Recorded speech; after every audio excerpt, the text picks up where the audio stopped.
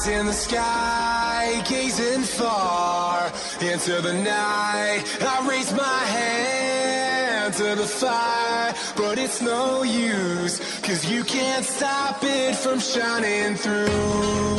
It's true, baby, let the light shine through. If you believe it's true, baby, won't you let the light shine through for you, for you, for you, for you, for you, for you, won't you let the light shine through.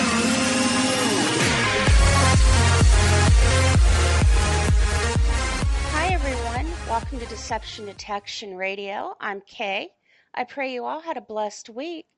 I'm excited to have joining me tonight Mark Dwayne Combs, author of the fascinating book End the Beginning. Mark is a graduate of Arlington Baptist College. He's a self-described critical investigation researcher. Mark is fascinated by ancient biblical history and the origin of man. He's also an event moderator and public speaker. Tonight we will be discussing Mark's book, In the Beginning. And people, this is an absolutely amazing book. It is going to have you riveted to your seat and you're not going to want to move. It's great. And right now I'd like to go ahead and Mark, welcome. Thank you, Kay. I appreciate that. And thank you for the kind words. I am glad that you have enjoyed the book and that you find it interesting from your reading. Oh, it is. It's just so mind-opening and mind-blowing with everything that all the research that you put into it and the way you brought it together. What I'd like to do is go ahead and say the opening prayer, and then we can get into our discussion about In the Beginning. How does that sound, Mark? Sounds good. Dear Heavenly Father, thank you again for bringing us all together tonight and for blessing us by bringing Mark on with us so that he can share his word with us, that's your word, what you have shown him and what he has written to help enlighten us on the way that things were back in the days of Noah and how things today aren't exactly the same world that they lived in then. Things are different. I ask you, Lord, to please guide tonight's broadcast, make your words our words, and to open our listeners' ears and let them hear exactly what is being said and to lay it upon their heart, Lord, to be able to understand and hear your words. Please put a hedge of protection around the listeners, around Mark and myself, and around all of our equipment so that nothing can interfere with it, Lord. This is your broadcast, Father. Everything is done for your glory because we love you so much. And we know, Lord, that you loved us first. I ask you this, dear Father, in Jesus' holy and mighty name. Amen. Amen. Well, Mark, it's wonderful to have you on. I've been so excited for this interview. And your book was so fascinating, I didn't want to put it down. And when I got to the end of it, I wanted more. And it's not because you left me hanging. It's because the book was written so well. And the way that you explained things, it was easy to take in and break down and understand. What led you to write In the Beginning? Well, in truth, it's kind of a personal journey of my own because I had so many of my own questions. Now, I will tell the audience that I have been a professing Christian for the majority of my life, dating back into my teenage years. I am currently in my mid-50s, so my faith was not really in question here or in jeopardy by any stretch, but there were a lot of things about this particular story that raised questions in my own mind and I guess in my own heart. It's a polarizing story. It's one that the secular person, the non-believer, has no problem poking fun at. There's no shortage of people that have looked at this particular story and shot holes in it from beginning to end for all of the different reasons, from can the ark be built to was the world ever flooded with water to how did Noah collect the animals and take care of the animals, etc. It just, the list of questions is almost endless. And so that was the approach as I took going in, because whereas I do have a uh, strong faith in my Creator and my God, that don't think that that precludes us from asking questions and wanting to know more and wanting to be more familiar with the things that we do know. So that was kind of the approach. And as someone would pick up this book and read through it, whether it be someone who has been raised in a church and is very familiar with the story, or someone who just has a sketchy idea, I've heard about Noah and the ark, but I'm not all that familiar with it. That was the approach that I took. And I hope that as they would sit down and begin this journey with me, that they would find it easy to kind of walk in my footsteps. I had a very fortunate circumstance while I was writing this book. I had three proofreaders. One was my mother. She was 88 years old at the time that I was writing the book, and she would read through it uh, little by little as I was working on each chapter. My brother was another of my proofreaders, and he was raised in the church. He's a Sunday school teacher. He's very knowledgeable with the things of Scripture, Bible doctrine, teaches others, and he would read through it from that knowledgeable standpoint of, am I being faithful with the Scriptures? Am I presenting things here that would be confusing or a conflict or something that someone might have real issues with on a theological level? And then my wife is from the great state of Montana. She left Montana, moved to Florida because for whatever reason she didn't like snow and freezing weather and the fact that Montana has 9.5 or 10 months of that every year. She preferred to live in Florida. Well, she and I met a few years back. I think it's 5, 6 years ago. My sense of when something actually happened isn't. It's probably my strongest weakness. But we met 5 or 6 years back. But growing up where she did in Montana, she did not have a strong biblical background as far as having grown up in a church and have all of the puzzle pieces already in place for her. So this was a story that she was somewhat familiar with, but not all of the details. And so from her standpoint, she was kind of new to everything. And so I had those three perspectives, and I think that that probably was a great benefit to me as a writer to be able to get feedback from those three sources as I was putting together the manuscript. That sounds like it'd be very helpful. And these are people that love you and they're going to be honest with you, and that makes a big difference. I try to encourage them to be honest with me. From my mom, I wanted to know, was it readable? And she reads a lot, and I wanted to know, was it readable? Was it something that someone could sit down with and read? From my brother, I really did want him to be critical. I needed that, and he was faithful in that area. We had some terrific conversations. I brought there were some new things that came to the table that he had never considered. So I think it was an enjoyable experience for him. And then from my wife's standpoint, I wanted to know if she could follow along with the story, being someone that wasn't familiar with all the details, if the story, was something that was taking her from point A to point B very comfortably, or if she was getting lost and really having that feeling of, hey, what's going on here? I don't know where he's going with this.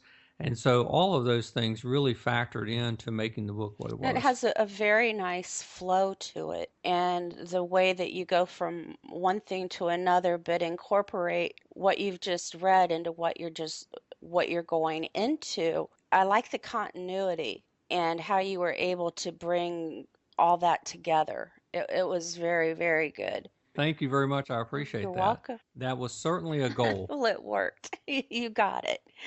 Now, how does your book differ from what we know as the traditional viewpoints of most people according to what they believe Noah and the flood was about? Well, I think the basis that most people would have would be the Sunday school story for kids. And for the life of me, I can't figure out how this became a feel good Sunday school story for children. Maybe it's, Noah and the animals survived and there's, hope for the future. I'm not sure. But this is a very dark story filled with judgment, and possibly the most severe judgment that the Creator has ever meted out. I would stand that the judgment our Savior faced on the cross would have to, be a little bit more complete than this. But, as far as this particular story being a feel good flannel graph lesson for kids, as I began to dig into it, it really took on darker tones. And so I think that was one of the things that was a little bit different. And I think as people come to the story, they have various opinions as to why the flood actually happened and whether it was a global flood or just a local flood in that area. So I kind of wanted to give plenty of attention to those questions as well.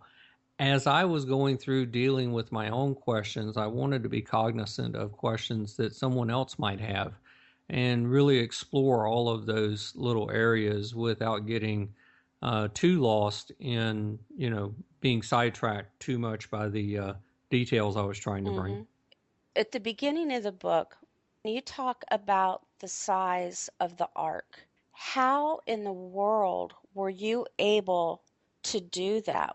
Did you actually go out to the parking lots? How did you do that? Listeners, Mark describes the size of the ark, and he does it in terms that you can understand and you're able to easily visualize. Well, I'm a visual person.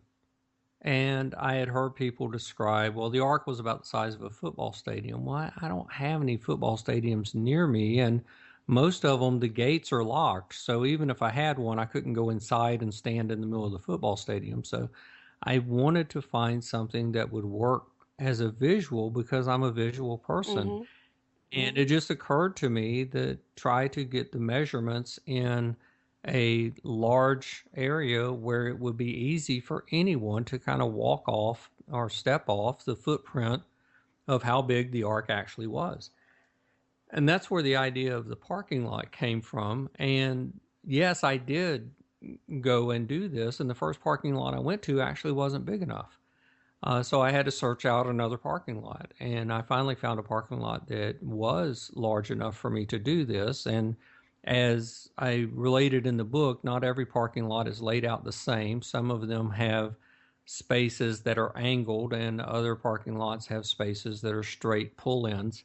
So there's a difference in parking lots, and I tried to kind of give both layouts there so that the reader, if they wanted to go and experience this for themselves, they would kind of have an idea of if they went to a large parking lot and it was laid out this way, what the math would be. But as I marked that off and walked through it, I couldn't believe how big it was. And I remember my wife was just absolutely astounded, as we began to mark it off. I said, this is about how big that boat would have been. And she was just astounded at how large it was. So that, again, was me answering a question I had. I am a visual person. I needed to see something visual.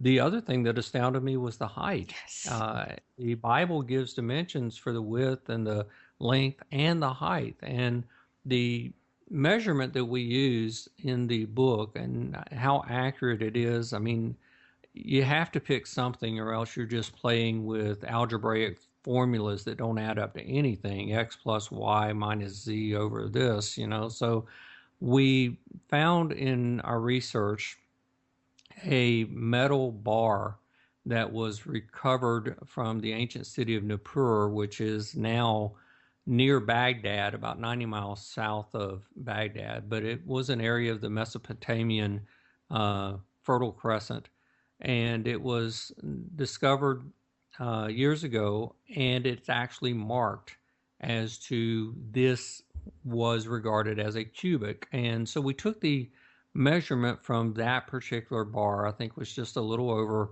20 inches, and we kind of factored that in, giving us the length of the ark being a little over 500 feet, the width being a little over 85, and then the height being just a little bit over 50. And I thought, well, when I was in this parking lot, which was actually the parking lot of a large theater, that's where I had to go so that I had enough length without the parking lot breaking up. When I was in this parking lot with this large theater, my thought was, well, surely the ark was about the height of the theater, maybe. And so I had my wife take a picture of me standing in front of the theater. I'm right at 6 foot tall, so it was fairly easy when I got home to take Photoshop and just make a copy of me in the picture and put myself on top of myself on top of myself. Well, that's how I was going to measure the height of that particular building. What I found was that this incredibly tall, seeming to me, building was actually about 36 feet tall. And the ark would have been at least 15 feet taller than that. And so when I saw that, I couldn't wait to get back to that parking lot again to get the visual of how tall this structure would have been. So those were some of the things that kind of worked themselves out in the first chapter, because I'm a visual person, and I just wanted to be able to go stand inside of the footprint of how what size the ark quite possibly It was. was amazing, and I loved the diagrams that you also included, because reading the book, we're not out there in the parking lot, but I was able to look at those diagrams that you put in there, and that just brought it all together. And then imagining you in front of that theater, I mean, it seems like one person could stand in the ark and just feel totally lost. Yeah, it was a huge structure, and I think that's something that kind of gets lost on us when we see artistic portrayals. Uh, every time you see an artistic portrayal, you see Noah and possibly his sons, and then, a handful of animals, 20, 40 animals that are either around the ark or in the ark, depending on the artist's conception. But the scale of the ark is grossly underestimated in those particular artist Mm-hmm. portrayals, and that's something that just absolutely amazed me. And then I started thinking, once I had an object that was that big, how do you go about constructing it, and where do you get all the building materials from? And I think those are legitimate questions. Of, it's going to take X amount of lumber. It's fairly easy to do the math and figure out how much lumber is needed, and where does it come from? And so all of those things kind of factored into the first chapter of the book, which was all about the central figure, so to speak, of the ark Mm-hmm. itself. Well, the area that you had said that it had taken for the ark to be built was huge, and it made me think of when I was in middle school. My middle school sat in the middle of 7 acres, and there was nothing on that 7 acres except for this middle school. And the middle school Mhm. wasn't very big. And to sit there and think of that 7 acres and then multiply that in my head to the size area that it would have taken to be able to build that, and for the areas for the trees and just everything, it was just massive. It's almost so big you can't find a word for it. Well, and I think probably because I grew up playing baseball my entire life, and everywhere I've ever lived has had, a softball field or a softball complex. I put down some measurements from that to kind of give people how big an acre of land actually is, because that's another thing that would be lost on us in our mind. We say, well, you need this many acres of forest to supply the building materials. Well, how do we actually get a mental image of how much area that is. And so that's another one of the things that I wanted to get into is how do we figure that out? How do we come, you know, to that conclusion as to how big that it actually was? And that's where the idea of the softball field had to, you know, factor into play a little bit so that people would get an idea that, you know, one softball field seems kind of big, but it's not nearly enough to give us the amount of room of what we need to build in. So all of those things kind of made for a fun first chapter Mm-hmm. as far as trying to get a visual of things. But that was something that I kind of needed to have an idea of, you know, how the dynamics of this story itself. Yeah, that was a wonderful way to start.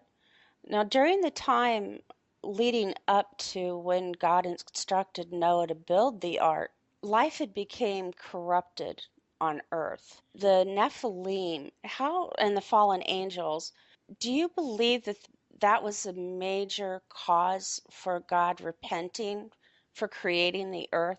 Well, I think that was a major factor on a lot of levels. I think sometimes we give the fallen angels, the watchers, as they're known in the book of Enoch, and I believe Daniel refers to them as watchers. Uh, I think sometimes we give them a little bit too much credit for foiling God's original plan. I don't think that God is ever at a loss as to what to do, when to do, or how to do it. I don't think he's kind of reacting as things move along. I think his plan is in place and moving according to his will. That's my own personal belief. I could give you some chapter and verse on that, but you know, someone could say that's kind of Mark's speculation there. I think I could support it pretty easily. The rebellious watchers, though, were no doubt a huge factor in what happened with mankind and the corruption of mankind. I think what really caused God to repent that he had created man was to see something that he had poured his image into be corrupted, and the separation between the creator and his creation had grown to such a large level that the majority of mankind did not have any type of relationship with their creator at all. And I think when you consider that, you can certainly understand why God would have been brokenhearted. Yes. And we're seeing that a lot today. Oh, we absolutely are.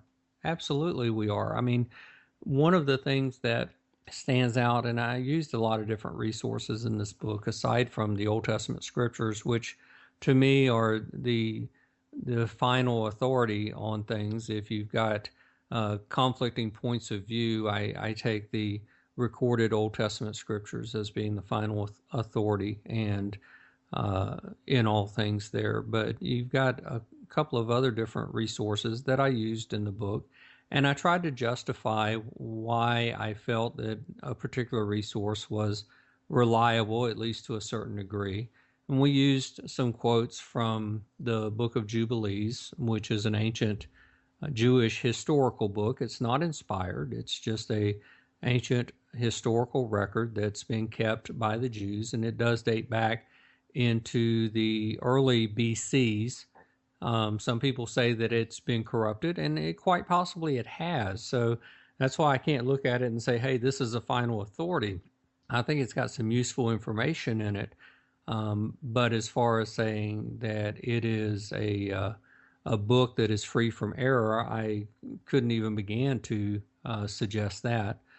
We also use the ancient book of Enoch, which I find fascinating. I've done a lot of deep study on that particular book. And then a book that is another ancient history book of the Jews called the Book of Jasher. The Book of Jasher records some interesting details for us that are not included in the Old Testament scriptures. And one of the things that it includes is a conversation between Noah and mankind, some of those who were begging him to open the ark so that they could come into the ark. This was after the rain had begun to fall, and this is something that I think, we hear in the children's Sunday school lesson. It's not in the Bible. It's not in the scriptures that this happened, but it is found in the book of Jasher. That as the rain began to fall, the people were screaming to Noah, "Let us come in the ark, let us come into the ark." Noah's response, as recorded in the book of Jasher, is, "You have already determined there is no God." And that's kind of the end of the story there. They had determined that there was no creator. That kind of gives us a tremendous amount of insight as to where society at that time was, and a nice little mirror by comparison as to where society today actually is. Do you believe that is where in the Bible that it states as it was in the days of Noah? I think that's got to be a piece of that puzzle. I don't know if it's the complete picture, but I do think it's one that's often overlooked. I think sometimes it's easy for us to read the phrase "as it was in the days of Noah" and start to think about fallen angels and how the image and creation was corrupted and began to run down that particular rabbit trail. And no doubt that some of that factors in, but I also believe that you see several times in the scriptures, in the Bible, where a particular people, a particular nation had ruled out the possibility of the Creator, and the Creator reintroduces himself to them. Egypt had done that with their gods. They were serving other gods. There was a time when Joseph was a high-ranking official in Egypt, that Egypt was very aware of who Yahweh was and that he was the creator. And a lot of that came from Joseph. But years later, several generations later, Egypt is serving false gods and is a direct enemy of Yahweh himself. And so that's why you see in the book of Exodus that God actually tells the children of Israel as they're getting ready to leave, "This night I am executing judgment on the gods of Egypt." He's basically reintroducing himself to the nation of Egypt as, "Hey, I am the one true God. There is no one else like me." And he does that several times throughout the Old Testament scriptures. And the book of Revelation tells us he will do that again just before his son returns to make this world his, that he will reintroduce himself as the one who created and made everything that we know. So I think that has to be a prominent aspect when you see, "as it was in the days of Noah, so shall it be." I don't think we can overlook that connection. No, I totally agree with you on that. I wanted to ask you, it's going back for a second. When the rain started, when Noah and his family was in the ark, Chad Riley and I were talking a couple nights about this. God makes it a point that we know the first in the Bible. The first killing was of the animals the animal to clothe Adam and Eve. The first murder was Cain against Abel. There's absolutely no mention of rain in the Bible until you get to the flood. Do you believe that was the first time that people had seen rain? That added to their panic? I think that's a good. I think that's a good suggestion or idea, because what we see in the creation account is that a mist came up from the ground and watered things. So we don't have a mention of rain. We don't have a mention of seasons. And so a lot of those things that would factor into rain actually falling from the sky, we don't see those things until after the flood. So I don't think that we would be far-fetched in suggesting that when rain began to fall from the sky in Noah's day, after Noah and his family were locked away in the ark, that this was the first time that it had ever rained on the earth. I don't think that would be a stretch by any by any Well, the means. picture that you paint of during the time of the flood, when everything was taking place, it seems like the fact that if people were seeing something that they had never seen before, that would have added to the fear factor, that they knew that they were definitely in trouble and that Noah wasn't just a crazy man. Oh, I think so. I think as soon as things began to unfold, uh, that mankind knew exactly what was going on and who was the cause of it. We have to remember that Jesus not only said, as it was in the days of Noah, but he also said, men's hearts will fail them for fear of those things which are coming upon the earth. This was all a part of his answer to the question of what will be the end of these things, the end of the world. And the idea that men's hearts will fail them for fear because of the things coming gives us a good idea that man knows what's coming. We're not. Sometimes we're afraid a little bit of the unknown, but I think in most cases we're afraid of the known. We're afraid of what we know is about to happen that we have no control over. So I think in the case of, yeah, when everything broke loose and the rain began to fall and it just wasn't Mm-hmm. stopping, I think mankind absolutely knew what was going on and who was behind it. And Noah had warned them, Noah had told them. So I don't think it caught them by surprise whatsoever. What do you believe and know was the reason that God chose Noah and his family to be on the ark? That's something I really put a lot of time and research into. You know, what was so special about Noah? And I think there was a couple of things that really factored into that, not the least of which is one of the first prophecies in the Bible that we see in Genesis 3, 15 and 16 and the verses following, where the Lord God speaks to the seed of the woman and the seed of the serpent. And the seed of the woman is highly protected down through history. I think it's a prophetic reference to the birth of God's Son, Jesus Christ, the Word becoming flesh and dwelling among us. But that seed line is highly protected, and it's protected in a very special way. So I think that was a part of it. Part of it had to do with his lineage. He had a direct lineage back through the line of Seth to Adam that was unbroken and that was protected and that was pure. I think the other thing that really stands out to me, Kay, is I think of all of the Old Testament characters that we read about, and that as I read about them, I am a very visual person. I am just absolutely in awe. I, I think in our own modern day, we want to believe that we're very serious about our faith, that we take God seriously, that we're very um, dedicated to the things that we believe and claim to believe. When I look at some of the folks that are written about in the Old Testament, I can't imagine standing in their shoes. I think of people like Daniel. I think of people like Isaiah. Daniel, the thrown into the den full of lions and their mouths are closed because he has a word with God. Daniel, who prayed, and a messenger came and said, "Hey, I would have been here 21 days ago, except that I was withheld. But I've got a message for you." I cannot imagine that happening to someone like me, that I could sit down and pray and really want to know things, and a messenger from God be sent to say, "I've got a specific message for you.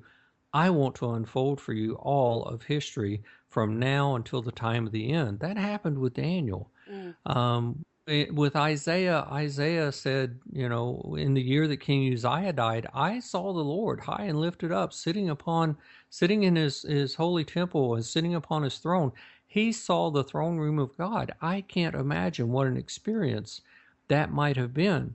But as great as all of these Old Testament figures, and we could go on and on and on and on, listing names and listing the things about them, and just be in absolute awe of what their faith meant to them and how dedicated they were in their service and how serious they were in their devotion to Yahweh, there's only two people in the Bible that we read the phrase, and he walked with God.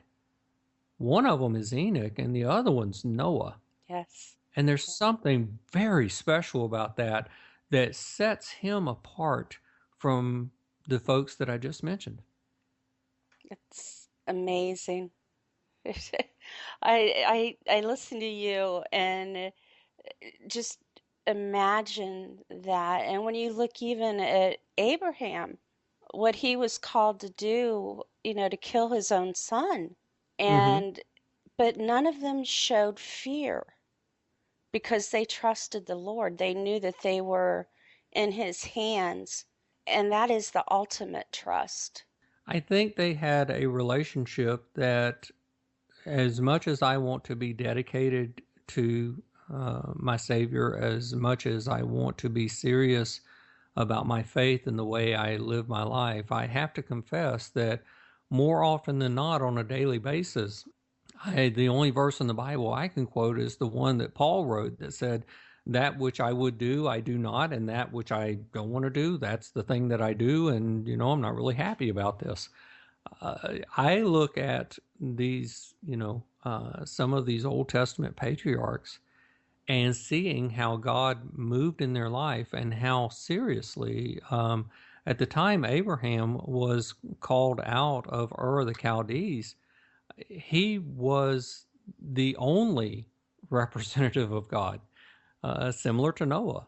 The entire rest of the world had basically forsaken the Creator. Now, we can bring up Melchizedek, and that's a completely different story altogether. As we see Abraham leave Ur of the Chaldees, and he meets Melchizedek along the way, the priest of Salem, and pays tithes to Melchizedek, and what an amazing story that is.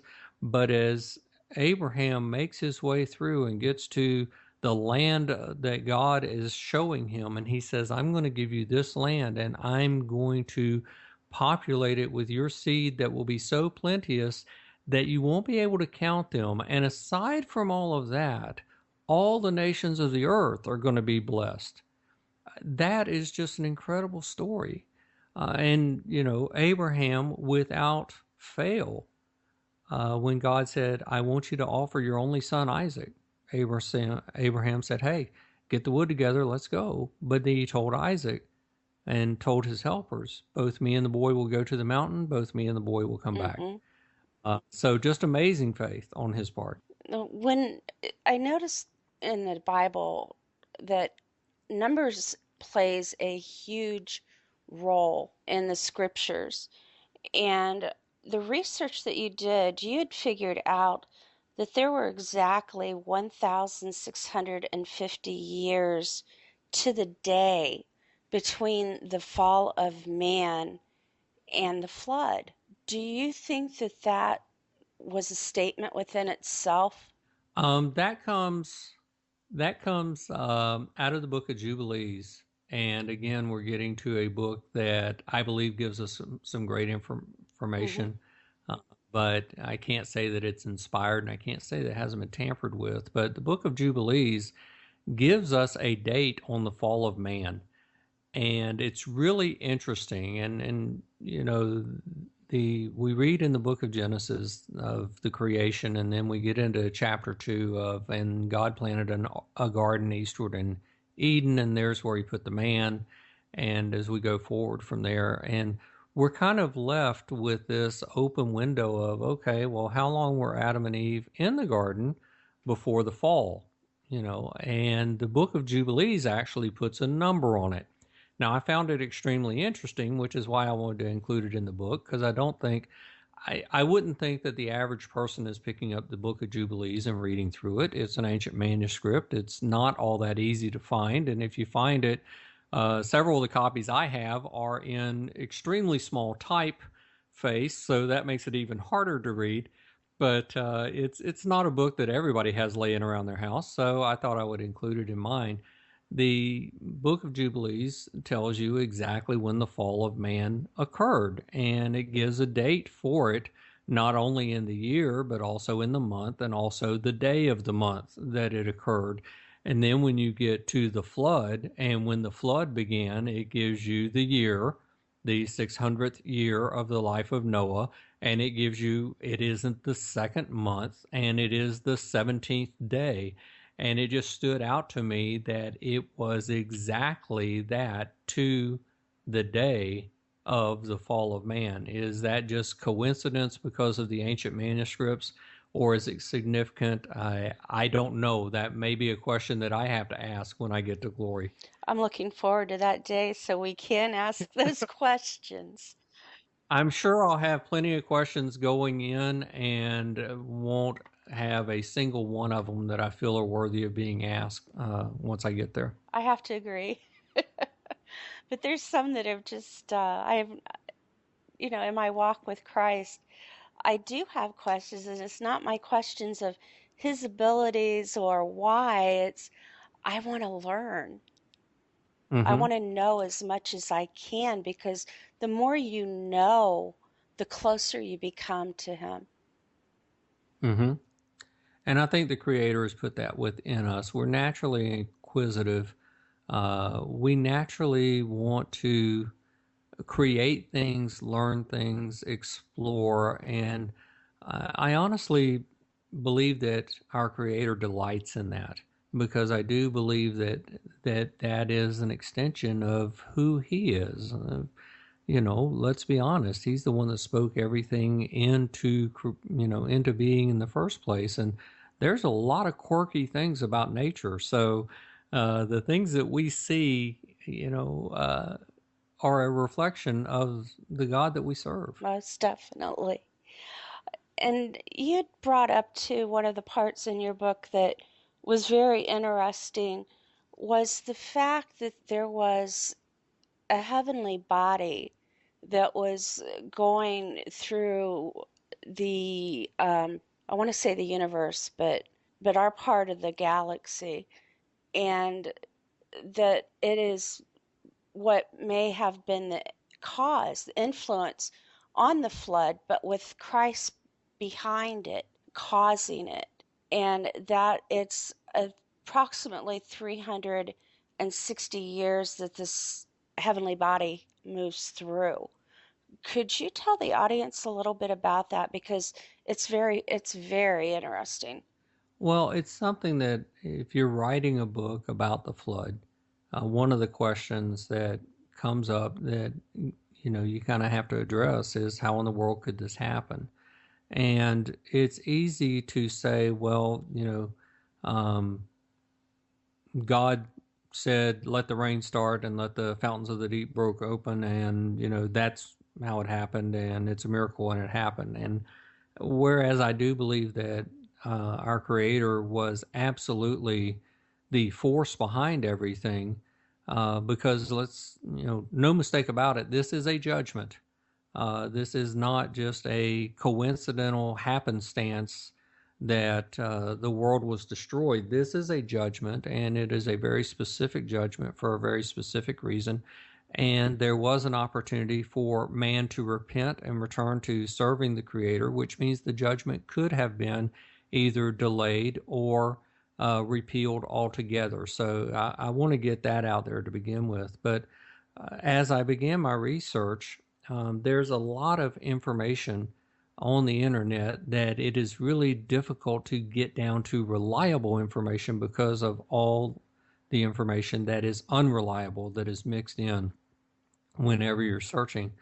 And so this was a part of the book where I did not want to approach it at all. And some folks would refer to this planetary body as Planet X.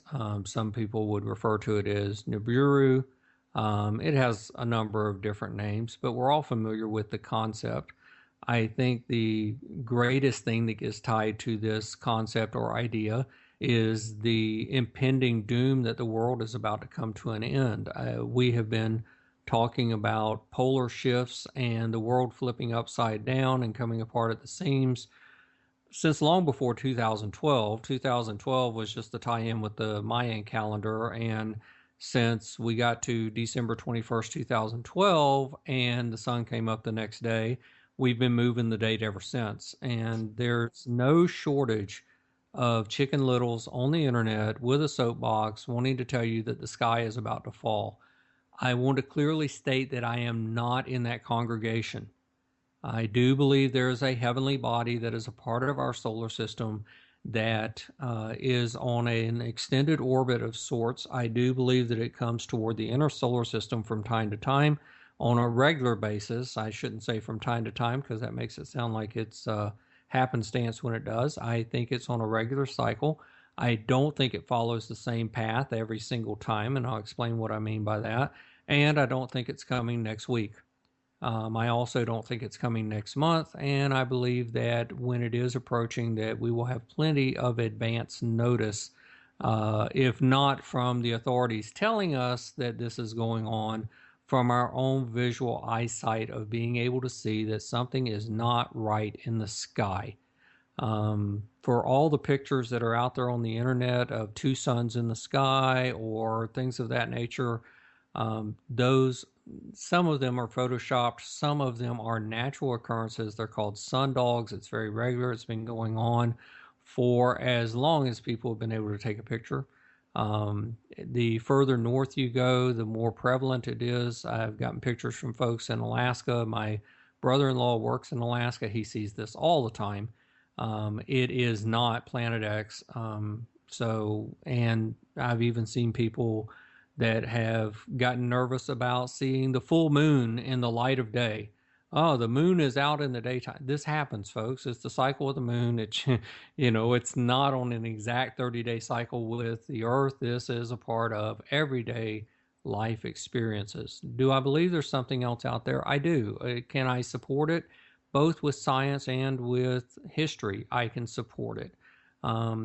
But I do want to strongly emphasize, because I've been misquoted on this and I've been misrepresented by other programs on this, that I have mentioned Planet X as being the end of the world coming next week, and I absolutely don't feel that way. Now, in reference to the question that you asked, Kay, I do believe it's on a cycle of approximately 360 years, and I think we can see that in history. I put in the back of the book a chart that marks out these occurrences so people could look at them and research them for themselves if they want to. One of the things that were tied to this was the flood of Noah.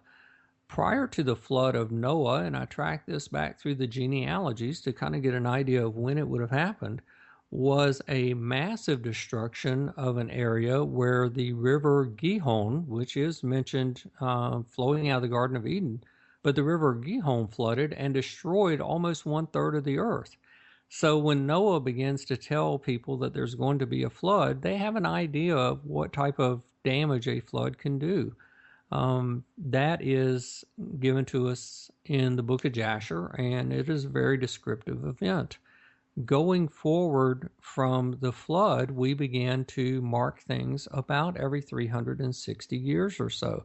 There are some areas that I couldn't find an event, and I just marked it as I cannot find an event associated with this particular time frame.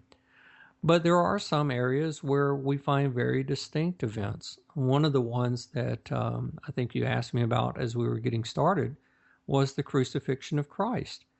There's some very interesting things that are written that took place during that crucifixion event. And not all of them are in the Bible. So many times we want to throw things out because, as skeptics would say, well, that's in the Bible and I discount the Bible. Some of these things are written by historians that were not particularly friendly to or fond of or supportive of the followers of Christ and the new religion of Christianity, the worshipers of Christ. They were enemies of the cross, and they wrote about these things. One of them's name is Thallus. You can look him up. He mentioned during this time that there was an eclipse of the sun. He's the only place that I find that there was an eclipse of the sun. He says there was an eclipse of the sun that caused a darkness for 3 hours. There's a lot of speculation as to what this 3 hours of darkness was. I've seen historians write that there was a volcanic eruption that caused the atmospheric conditions of stuff in the sky, and that caused this. The one thing that I know that it wasn't was an eclipse caused by the moon. It wasn't a solar eclipse. Solar eclipses by the moon are most of them are less than half an hour of total darkness. There's certainly less than 3 hours of total darkness. And the big issue you have is that during the crucifixion, the feast of or festival of Passover was about to be celebrated. The Jewish feast occurred during a full moon. Solar eclipses happen during a new moon. Full moons are when the sun and the moon are on the opposite side of the earth, so the moon is fully illuminated. So you can't have an eclipse of the sun during a full moon. It wouldn't happen during Passover. And if it did happen that it was an eclipse of the moon, it would not have been 3 hours in length. Well, Thales writes that the sun was eclipsed and that it was eclipsed by a full 3 hours. It gives you the idea that something else must have blocked the light of the sun, and that something else could have been this particular solar body. How close was it to the Earth at that time? I have no idea. But the things that we do have that are explained for us is a 3-hour period of darkness and a great earthquake during this particular time. So great was the earthquake that it is recorded in a lot of places of ancient history. And you'll find the book of Matthew says that a lot of the graves were opened. That's how great the earthquake was. So it was a very unusual event. Now, I don't know if you want me to continue going through some of the items in this list or not, but I'm going to stop with that one since that's the one you and I talked about Well, to beforehand. me, I think that, everything that's happened in the Bible is important, but Christ's crucifixion to me is the most important. And it's very fascinating to hear the ties with that. And you don't present in the book that you believe that we're in trouble right now with anything that we're hearing in the news about anything that's out there in space. It's not like that. What you present is factual. And I want people to know that Mark is not into what I call the fear porn movement. No, I don't want to come across as a sensationalist. There's a few things that I think we could reasonably, expect to go on. And I kind of mentioned those in the book. Anytime a larger planetary body would be coming anywhere close to the Earth, one of the first things you're going to see is that you are going to notice it in the sky, either in the night sky or if it is, positioned correctly in the daytime sky. Eventually, it would get close enough that it would be bright enough to see and be noticed as this is unusual. And we related a couple of those in the book. One was recorded and documented by the astronomers of ancient Egypt and China at the same time. They both wrote about it. Grab a map. Egypt and China are nowhere close to each other on the globe, but they both observed this. They both wrote about it. The Egyptian astronomers had a way of measuring things in the sky so that they could measure the size and distance. They related the full moon as being what they termed 5 rods in width. They related this object being 20 times the size of the full moon. That's an ancient Egyptian papyrus. We documented it in the book. It's also in the ancient Chinese records. We documented it in the book. There is another time later in history, in the mid 1700s. It's the last really weird occurrence that I could find. I want to say it's 1744. which for us will be kind of recent history. 1744, not quite 300 years ago, but kind of recent for us. This particular object was seen in Europe, and it was documented as being more than 8 times the size of the full moon. It was documented that the object itself, not the object plus its tail, but the object itself was more than 8 times the size of the full moon. It had up to 7 tails. And this was also documented by the Chinese. The Chinese astronomers said that it came close enough to the Earth that it interacted with the Earth's atmosphere, producing an audible hum. This is stuff that anyone can look up. That's the last time I could find a weird object in the sky. But the reason that I kind of looked at these things is because out of the hundreds of flood legends that we have, more than a third of them mention a large heavenly body in the sky before the flood. That kind of made me scratch my head with a little bit of curiosity. What's going on here? Over half of them mention a earthquake prior to the flood. That would seem reasonable. The large object in the sky was kind of a surprise. It's represented in flood legends from all around the world.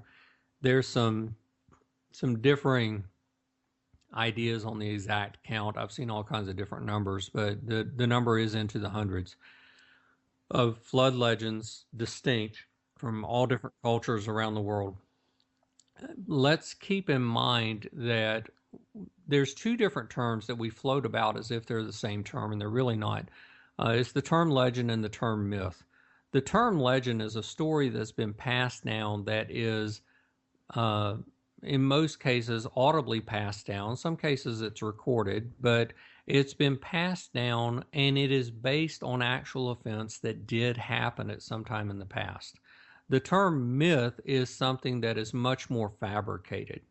There may have been some kind of basis for the idea, but it's fabricated. We use those terms as if they're interchangeable, and they're really not. So when you see flood legends around the world, that has a greater connotation than someone saying this is a flood myth. There's nothing mythical about this. No. And one of the things that I wanted to ask you, it's something that I've been asked before, and I love the way that you answer it, is where did all the water come from during the flood? We know that it couldn't have possibly came from just the rain, no matter how heavy it was and the amount of time that it took to actually flood the earth. Well, and that's something, as I went into this, there's 4 or 5 big questions that are, kind of the cornerstones that any skeptic could hang their hat on and say, you can't answer this. And this is one of those. It's kind of the elephant in the room that nobody really wants to tackle.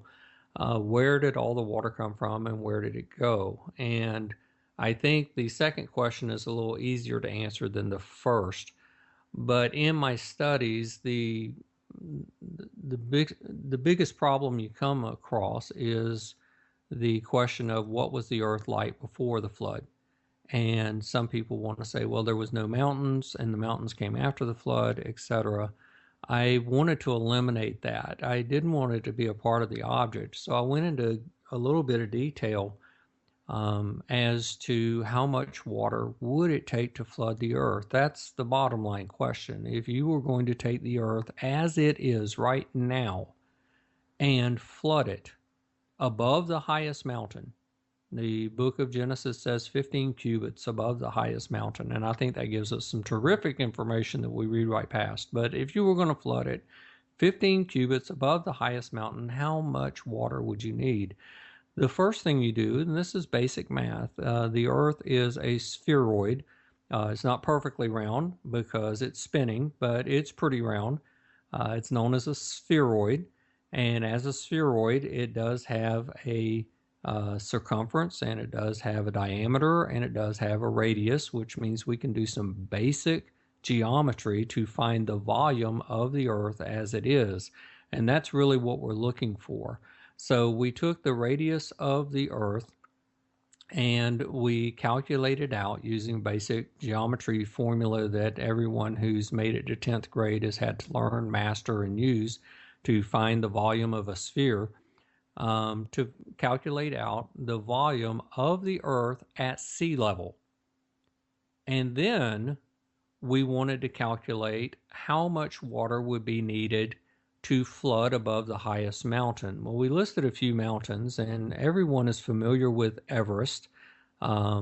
Everest, well over 5 miles high. Everybody says Everest is the tallest mountain. Actually, it's not. It is in feet, but as you go closer to the equator, the Earth is a spheroid, so you are higher above sea level at the equator than you are at Everest. But we were interested in just bare bones feet of measurement. So we took the height of Everest and went 500 feet above Everest. So we went more than 15 cubics. I went 500 feet because I just wanted to round up the number, so I didn't have decimal points. So we went 500 feet above Everest as our second level of volume, and calculated the number as to what the volume would be 500 feet above Mount Everest. When you subtract one from the other, you have remaining the amount of water you would need to get to that 500 feet above Mount Everest. And what I found was that we needed roughly 3.5 times the amount of water that is in every ocean, every sea, every lake, every river, every pond, every ditch, and both polar ice caps. If you took all of that water together, we need 3.5 times that much to flood the Earth. And that wasn't just my figuring. I also used a number of scientific journals to come up with that those volumes and those numbers. What I found was a pair of studies that showed us that there is more than 5 times that amount of water in the heart of the Earth right now. So is there enough water to flood the Earth above Everest? Absolutely there is. It's under the crust. So flooding the Earth is not a problem, even as it is today. It's not nearly the problem that we think it is. It's fairly easy. Where did all the water go? Well, I think that answer is pretty obvious. Most of it is in the oceans. The oceans cover almost 80% of the landmass of our world. Less than 20% of our world is actually inhabitable. The oceans are about 70%. Then you've got your frozen polar regions, things of that nature. And of course, you've got your seas and rivers and things of that nature. But what we don't take into account sometimes is how incredibly deep the oceans are. The Marianas Trench, which is in the middle of the Pacific Ocean, is more than 5 times the height of Everest deep. It's just incredibly deep. So, as you look at those things, you can now begin to get an idea of how much water is actually in the oceans. So that was a question that we had to answer. We had to approach. Did I get everything right? I would argue that it's a reasonable answer. I agree. You made it make sense. And to think that the ark actually sat there for quite some time before there was enough water to set the ark adrift, that it didn't immediately just take off floating. You even go into how much water there would need to be to let the ark start to sail. Yeah, that's something that I really, as I was reading back through Genesis a little bit more carefully, we're familiar with the 40 days and 40 nights. But the book of Genesis says 40 days and 40 nights, and the ark was afloat. So it took a full 40 days and 40 nights before the ark actually, separated from its resting point, and at that point began to float. At least that's the way it's presented in the boat of Genesis. I wanted to find out a boat that size, every ship is a little bit different with its construction and the way it's built, but how much water, the depth of the water, how deep would it need to be to actually float a ship of that size? And so that's kind of where we explored that avenue of, how long was it once the rain started before the ark was actually afloat? And the Bible seems to indicate that it was 40 days. And as we research that 40 days, we find throughout the scriptures that 40 days is a really important number. Yes. Comes up quite often, which is easy to overlook until you start connecting the dots. 40 is mentioned a lot, as in the number 3. And as I said, the numbers through the Bible, they repeat. And to me, any time that God repeats himself in the Bible, that says, hey, this is something that you need to pay attention to. It has a huge relevance to what you're being told. Yeah, absolutely. And I think that's one of the significance of the mention of 40 days and 40 nights, I think, is the significance of the idea that the ark wasn't afloat right away. It did take some time, and we see that play out in other places in the scripture. It's kind of a time of testing. It's kind of a time of understanding. I think as the children of Israel were going to go into the promised land, Joshua sent spies. They were in the land for 40 days, spying out the land. As you get to the New Testament, when Jesus went into the wilderness to be tempted, he was in the wilderness for 40 days. I mean, so you see this number play out a lot of different places. And we tried to tie that together as we were wrapping up the end of the book, the importance of that. So hopefully, as I kind of unfolded that, hopefully the reader was able to follow along and really see where we were going with it. Well, even the 40 broke down to the 360-year cycle of the heavenly body. I mean, you could start breaking down some of those numbers and come up with the 40. So the 40 appears more times than when we actually visually see it appear. You have to look at it and see what you're looking at, not just glance at it, but take the time to really look at it. But we have so many things in common with what was going on in the days of Noah, but we also have many things that are different.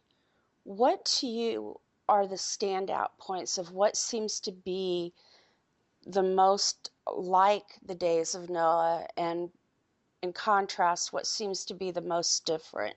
Let me take the things that are most like the days of Noah first. And then you'll have to remind me of the second part of the question, because my memory kind of drifts, and I'll probably have you remind me of the second part of this question. But most like the days of Noah, it's easy in our day and age with the number of folks that are out there proclaiming the gospel, being a spokesman for our Lord. Some of the things that are coming to light and that are drawing a lot of attention, of course, are the historical works of the Nephilim. And are they at work in the world today? Are we seeing a lot of the same things that were going on during the days prior to the flood with regard to corrupting the image? And we see a lot of that being brought to light with the amazing progress that we have made with regard to DNA manipulation and the things that we can do, all in the name of good science and, trying to provide the opportunity for the human race to be more healthy. So I think, at least on some levels, there's altruistic overtones there, although what's going on behind the scenes, I can't really speak to. But we hear mention of that, and certainly during the days of Noah, it does seem like that the image was corrupted. And when I say image, I'm talking about creation itself.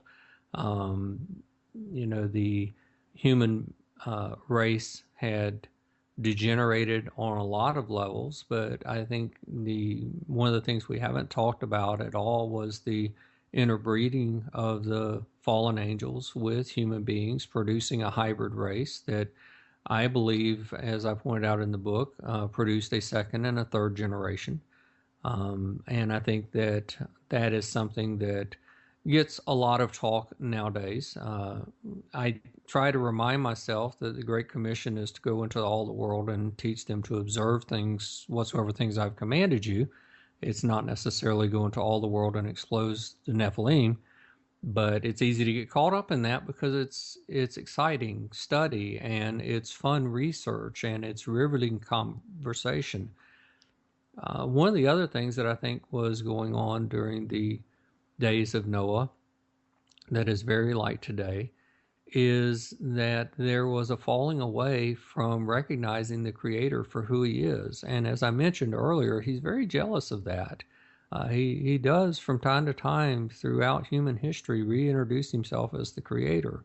But during the days of Noah, it seems quite obvious that they had begun worshiping the creation rather than the Creator. And this is something that I do believe was taught to man by the rebellious watchers. I think it was instigated. I think it was something that mankind grabbed a hold of and ran with. And I think we do that somewhat today. It's far easier to get swept away by the magic of nature and the mysteries of nature rather than to recognize the majesty of the one who created it all. And I think those things are things that are building again to that head of, is there a God? And we see that being questioned now, even today, as children are going through our school system. They're being taught evolution. They're being taught things that would point them away from there even being a God. And it's becoming more and more brazen in the way it's being presented. And I find that, I know that some people get very upset about it. I find that very saddening. I think if I were to walk a group of people into the Sistine Chapel and tell them the story of how for 4 years Michelangelo laid on his back and took 3 colors, red, yellow, and blue, and mixed those 3 colors strategically for 4 years to paint the beautiful murals that we see across the ceilings of the Sistine Chapel, and someone else were to speak up and say, well, no, actually, there were a lot of paintballs in a big box, and someone had put some C4 in there, and we're not exactly sure why, but that exploded and paint went everywhere, and this was the end result of it. It took a long time with all the dripping of the paint for it to all dry and finish out this way, but trust me, that's where it came from. There was no Michelangelo, and he didn't spend any time designing this, and he certainly didn't spend any time painting it. And I don't know where that story came from, but this was all by happen chance. I think those that really appreciate the art and the skill and the majesty of someone like Michelangelo would be taken aback by that. And those that really appreciate the work of someone like Michelangelo might be a little bit brokenhearted that someone can't see it because they want them to be able to appreciate that art. But that others would come behind them and then begin to accept the story that, hey, some paintballs exploded and this is what we have. Then all of a sudden, we move further and further and further away from something that was actually a majestic work of art that we ought to be able to appreciate and stand in awe of. Well, to take it outside of the human level, we have a creator that spoke all of this into existence, that did things far beyond our comprehension, and we are trying to explain them with our feeble understanding of the very creation that he spoke into existence. And I think that it breaks the heart of our creator. And at some point, it will again bring judgment to where he steps out and reintroduces himself. So how are the days comparatively the same? I think it's very obvious they're the same, and I think we're running down a path that is now a one-way path. That was a beautiful analogy that says it all. Because we want people to see the beauty of and just exactly the miracle of what God did. I mean, think about how the human body works. It's perfect. That can't happen. You can put a bunch of dynamite in a garage and blow it up as many times as you want, but it's not going to create life. Well, I think so many people want to see the judgment of God fall. And speaking from my own self, I really struggle with that because if the judgment of God does fall, and I do believe it will, it's going to be heartbreaking because not everyone that I know knows the Creator in the same way I do and appreciates Him and has a Yes. love for Him and wants to have a fellowship with Him. And that means that when the judgment of God does fall, it would fall on someone that I deeply care about. And that ought to break our heart.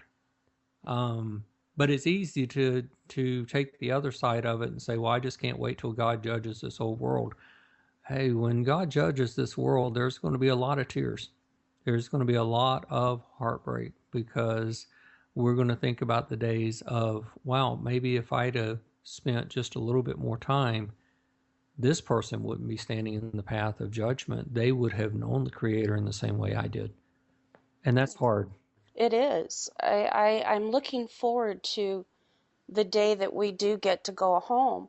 But when I pray, I always ask God to give us another day. Let us try to help people hear His voice so that none will be lost, because that's eternity.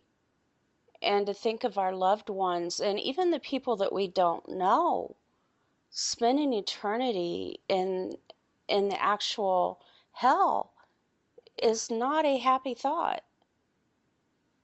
Well, I think of those who just are living a life not able to understand, appreciate, and have fellowship with the very one who gave us life. Aside from what they may have awaiting for them in their future in the righteousness of God's judgment, what are they living absent of in this present day that you and I share, and so many times we take for granted?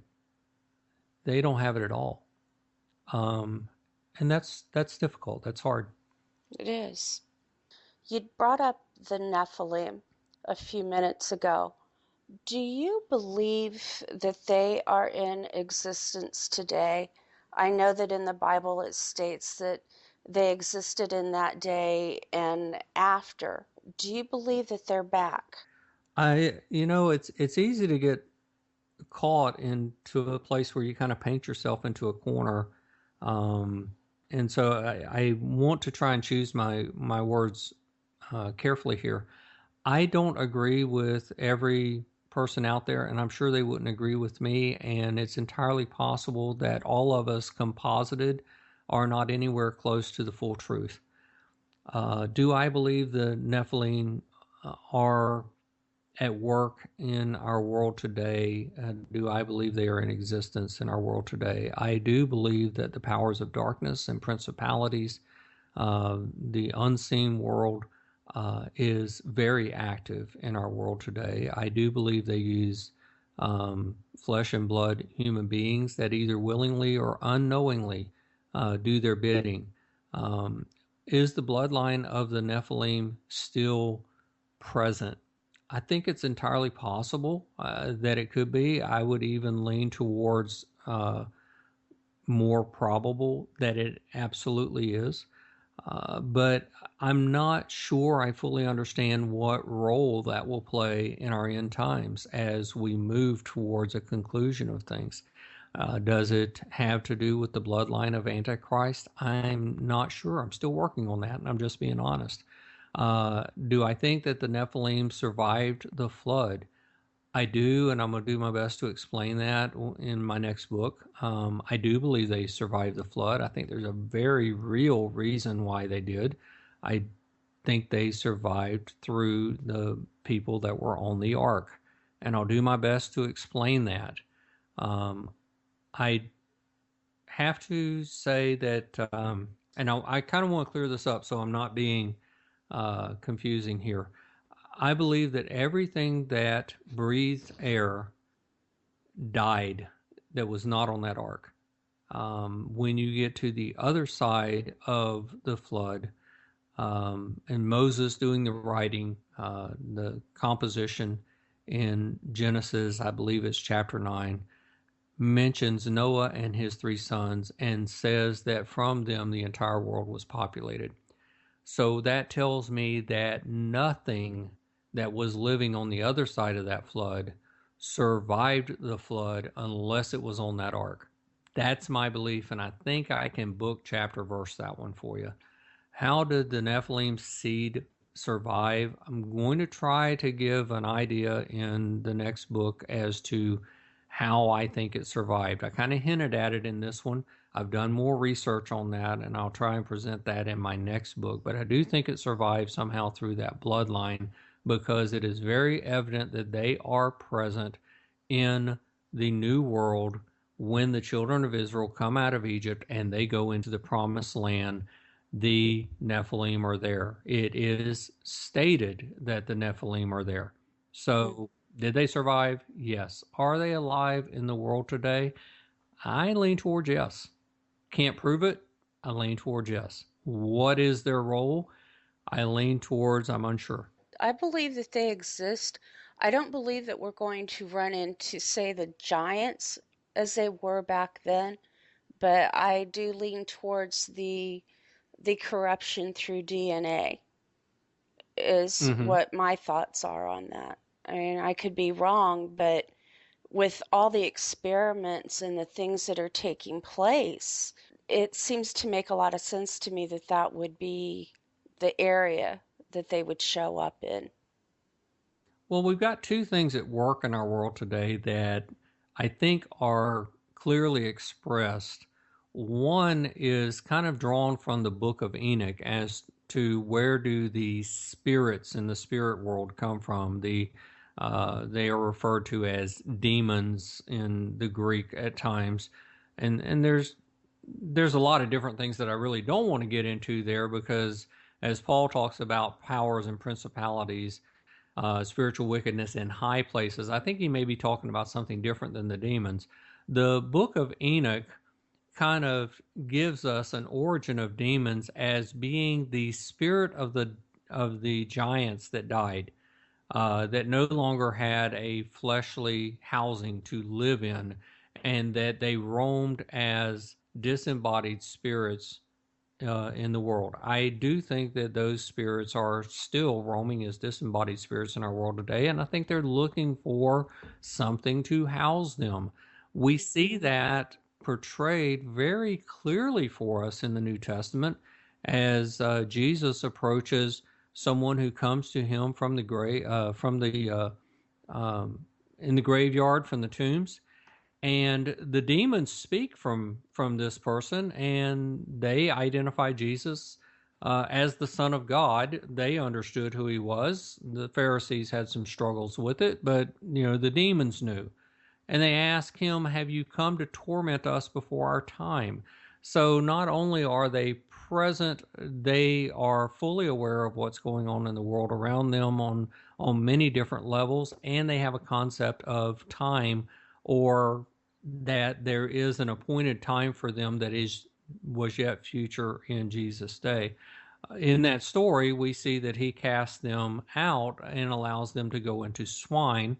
So there is the story there that kind of gives us the reality of demons, and that they need to, or want to, or desire to inhabit something. How does all that work in the world today? Boy, there's a can of worms that you could spend hours discussing with a complete panel of different experts in the field and probably get a dozen different answers. Yes. The one thing that I've always liked about the story of when the demons were cast into the swine, that even a pig had enough knowledge and sense to know that it did not want to be inhabited by a demon. And they killed themselves. Well, that's an interesting spin on that story. I like that. Mark, you have been such a wonderful guest. Is there anything at all that I haven't asked you that you wanted to bring out? I could keep you on for hours, and I know that's not a possibility. So, Well, this has been fun. I've really enjoyed it, and I want to say that I just tremendously appreciate the opportunity to join you on your program, and hopefully your listeners have, been okay with my ramblings. I'm not the best of storytellers. I understand that, but hopefully they've enjoyed our conversation this evening. I My book was produced last January, and I've said this numerous times in conversations. It is available on Amazon, Barnes and Noble, anywhere you can get a book. It's available through my website, which is markcombsauthor.com. I did not write the book to sell the book. And I say that, and people don't really understand why I say that. This book is my own personal journey of I had questions, I went searching for answers. So if you want to come along on my personal journey, realize that you're reading over my shoulder. This is my journey through things, and I didn't write it so I had a book to sell. I wrote it because I had questions that needed answers, and I felt like they were legitimate questions, and I felt like they deserved a reasonable answer. Whether I ever sell another book or not, I really don't care. And I've said that, and some people have gone, well, wait a minute, you're in the business of selling books. I have a full-time job. I'm not in the business of selling books. I have a full-time job. I have a podcast, and I have a creator who loves me and takes care of me. So whether I ever sell another book or not, I don't care. If someone finds the book to be something that they would be interested in, it's available in a variety of places, and hopefully they will enjoy reading through it. I'm working on book number 2 because I've got more questions that need more answers. And I really had plans of that one coming to uh, fruition and being ready to go to print in the late summer or early fall of 2015. And things didn't work out that way. And at this point, I have to say I'm glad they didn't, because I've got a lot more information now that I didn't have then that I think is very important information. So when this other book actually does go to print, hopefully it will be later this year or early next year. I don't know. But again, my journey. So you'll just have to wait till I get through scratching my head. are you still going to call it My End of the Circle? Oh, that's another little series of books that I'm working on. I actually have one that's almost ready to go out now. My End of the Circle is just a series that I had an idea I wanted to write, because there are so many arguments, such as the discussion that we just brought up about the demons. There are so many arguments that are kind of circular arguments that you get 6 people in a room and ask the question, and you can talk for 3 hours and never come to an answer that everybody agrees on. So I thought I would kind of take some of those things, and my end of the circle being, my 2 cents in the argument. The one that I'm working on that I'm trying to get wrapped up is how time is presented in the Bible. I had a lot of different ones that I kind of hinted at the tail end of this book, but the one that really came to fruition was how time is presented in the Bible. And it just turned into a very interesting story. And I'm hoping to have that one. It'll be a much shorter book, probably a little over 100 pages or so. So a much smaller book, but hopefully a fun read. And the one thing that I forgot to ask you, which is one of them that I had in my mind when I started to read your book, where did you get the title in the beginning? Well, I thought of the flood itself. You know, make no mistake, it is an extinction level event. It is a marker in time. The things that existed prior to that flood were very different than the things that existed after that flood. And I also saw it as a dividing point in time, as the things that were the beginning of the world, Adam and Eve and the things following, and the things that were marching mankind towards the completion or the end of the world. And it seems like that everybody in every culture has this concept that the world will one day come to an end. I don't think that's by mistake. I think that's built within us, that we know that's going to happen. We may want to deny that that's going to happen, but everything has a beginning, everything has an end. That's kind of built within us. Well, end the beginning was pointing towards this extinction level event being a concluding point, an end to the beginning of the world. So that's where the title came from. And, I've had some people that have gotten it and other people who told me that I needed to word it this way. It's my journey. That's right. So that's where we ended up with. I like it. It's so true. I mean, it is the end of the beginning. Yeah, we're in a phase right now that I think the time clock is counting down, but how far down it has counted, I don't know. One of the things that I ask a lot of people is, one of my favorite questions to ask is, do you believe you will see the return of the Lord in your lifetime? And I haven't had anybody yet tell me no. And part of that may be the fact that we're looking forward to the return of the Lord. But most of the people that I talk with feel like that we're living in the final pages of that book.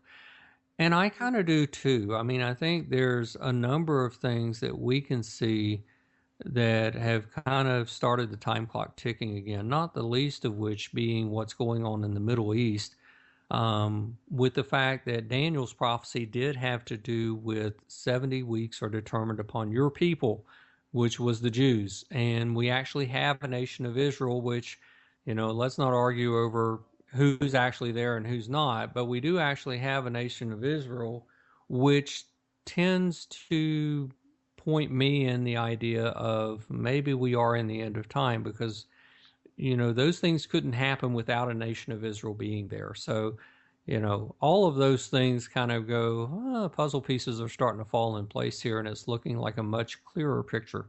It's an interesting verse that's kind of hidden away in the little book of Joel in the Old Testament, and it talks about the day, the time before the final day that the Lord comes. And without getting too deep into Old Testament theology here, one of the things that is mentioned in Joel chapter 2 is that in that end period of time, your old men would dream dreams and your young men would see visions. Now, a lot of evangelicals aren't overly comfortable with that, because we do like our God, warm and fuzzy, but at arm's distance. So, the whole idea of someone having a vision or someone dreaming a dream and that being anything more than maybe ate too much spicy food the night before, we don't really know what to do with that. But it is kind of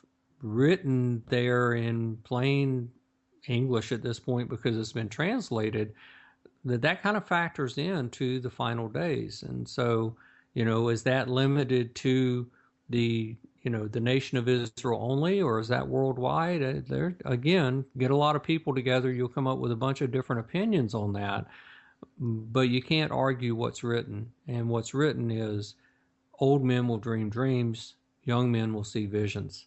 And that's kind of a part of the puzzle. Very much so. I think it's a big part.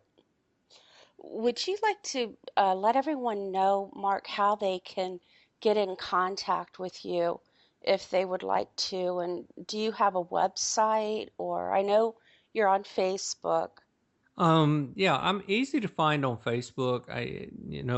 I've got 2 pages on Facebook. One of them's kind of a personal page. So if you hunt me up through that page, you're going to see me post things about my favorite, baseball team, and, what I grilled on the grill last weekend and the last fishing trip we had. And I don't apologize for that. I am a human being, and I do, not everything that comes out of my mouth is wrapped around, my writing with this particular book. So that's kind of my personal side. Now I have, and Kay, I think you and I are connected on Facebook on that level. So people may look for, Mark Combs among your friends and be able to see me there. But I also have a page that's called Splinter in the Mind's Eye. That's the name of my publishing company. And I probably do a little bit more, book stuff and podcast posting and things of that nature on that page than I do my personal page. I've got a website. It is Mark, and my name is spelled with a K, M-A-R-K. Combs is spelled just like the thing that all of us use on our hair, or most of us used to. I don't know, COMBS. MarkCombsAuthor.com.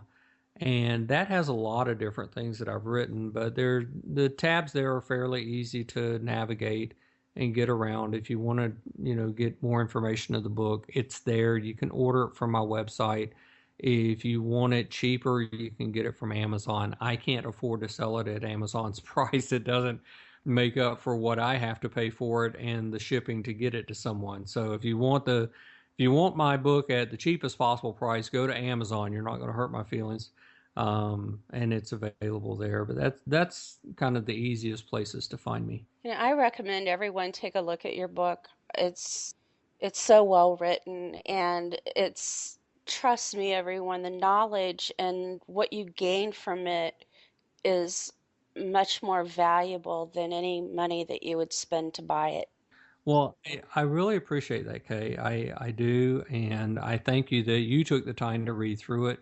And I appreciate the kind words as far as the content. Well, I'm excitedly waiting your next book. The adventure continues, so we'll see where it goes. Yes. So would you like to say tonight's closing prayer, Mark? And again, I appreciate you taking the time to come on with me and just enlighten all of us. And it's been wonderful to have you on. And anytime that you have anything that you want to say, just let me know, and you've got a spot on my show. Awesome. Thank you so very You're much. welcome.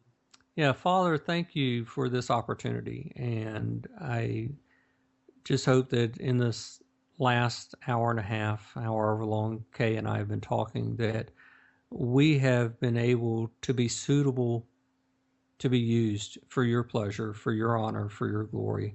I have no idea who may come across this, who may listen, who may make it all the way to the end. But you do, and I don't think it's any mistake that Kay and I have been able to have this conversation this evening. So I thank you for this opportunity, and I just pray, Lord, that you will continue to use us in some way to reach out to someone who needs to know you and appreciate you and have that relationship that you desire to have with them as their creator. It's in the name of your Son, Jesus Christ, that I pray. Amen. In Jesus' holy name, amen. Okay, that's going to do it for this week, everyone. I thank you all for tuning in. I pray you all have a blessed week. Good night, everyone. Eyes in the sky, gazing far into the night. I raise my hand to the fire, but it's no use, 'cause you can't stop it from shining through. It's true, baby, let the light